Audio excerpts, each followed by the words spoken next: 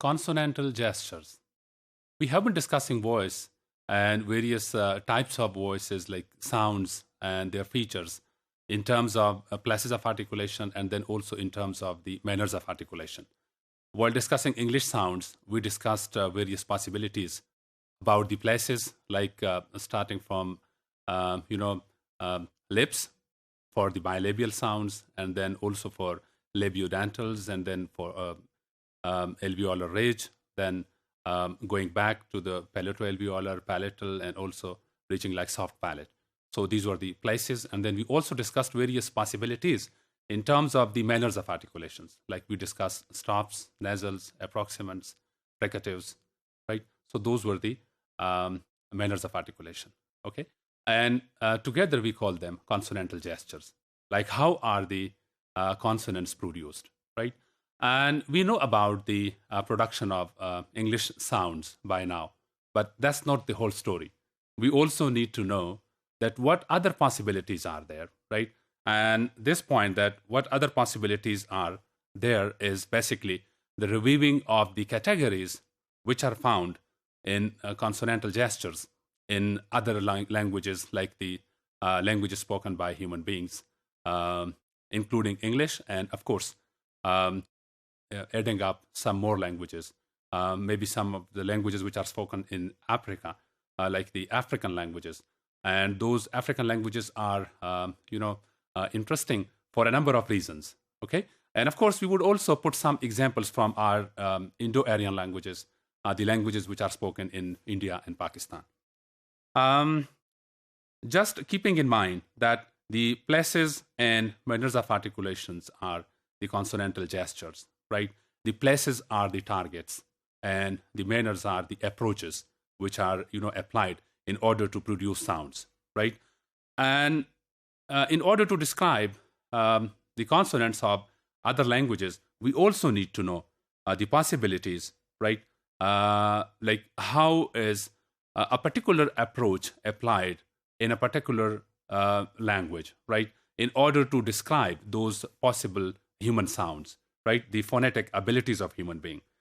That's an important requirement from the students of phonetics and phonology, that they should be able to differentiate among various varieties of a language. And a very good example is English. Like, how can we differentiate among various English varieties? Like there is the American English, there is British English, there are other varieties like the English which is spoken in Australia, in New Zealand, in Canada, and of course our own regional varieties of English like the Indian variety of English and the Pakistani variety of English. And this additional information on additional consonantal gesture that provide us, a rich array to discuss not only those possibilities, but we would also be able to describe theoretically, experimentally, and physically that how those varieties are different. So that's an important requirement from the students of phonetics and phonology to review categories of consonantal gestures which are possible within world languages. Remember also one more point that the consonantal gestures are the movements. Those are movements basically, because we are approaching some targets, right? So, and those targets are aims, right? Which are approached through our articulators. And the most active articulator is, of course, tongue, right? So when we are to approach a particular target, then that's not necessarily the point that we would hit the target. We may be just, leaving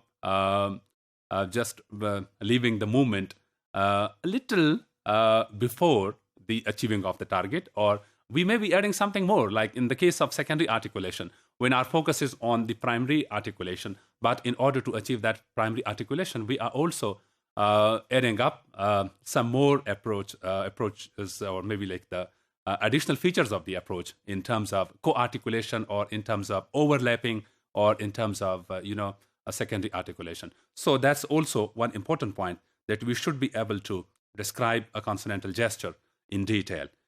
And the purpose of this discussion is also to enable you people, the students who are the future, researchers, to enable you to think about the ability of human being to describe various sounds at various targets, right? And that's also an important requirement, that you should be able to think about an unfamiliar sound, the sound which is not spoken within your mother tongue, or maybe within the language which you speak as a second language or a foreign language, right?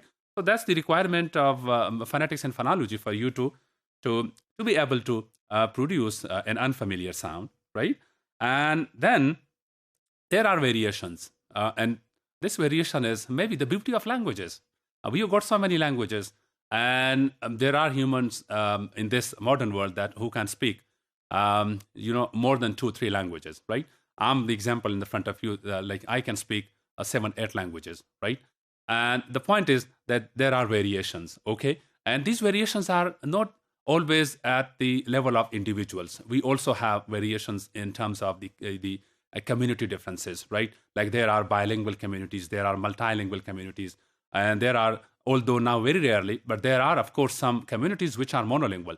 So the differences among those varieties, among those communities, and then also there are the possibilities of having, for a single language, having more than one variety.